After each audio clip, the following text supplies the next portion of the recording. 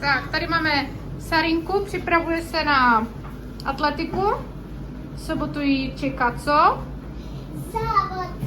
Závod. A jaký závod? Nevíš? Nevím. Tačko, jak se jmenuje ten závod? Diamantová liga.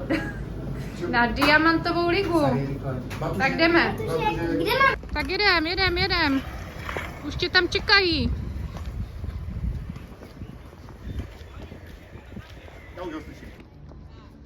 Tak a Sarinka má tady skok přes překážku na diamantovou ligu přípravu. Jedem. Paráda. Krásně. Tak jedem Sary. Krásně, Sary. Vidíš to? Teď to byl nejlepší pokus. Krásně.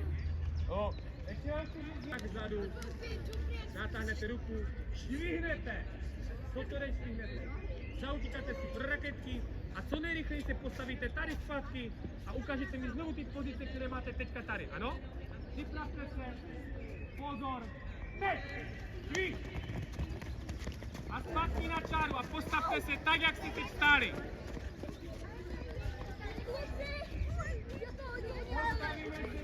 Tak, další disciplína hod raketkou. Všichni se postavíme, je hodin, ať si to naskoušíte aspoň ještě dvakrát. Ruka, noha.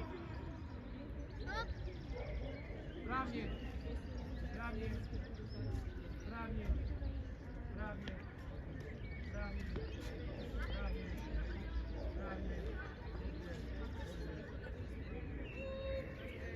Připravíme a řeknu tak švih, trošku se naštvete do toho. Připravit, pozor, teď!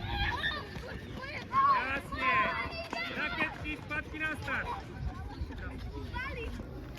Tak jedem domů. Tak co tě nejvíc bavilo na tom tréninku, co? Co ti šlo?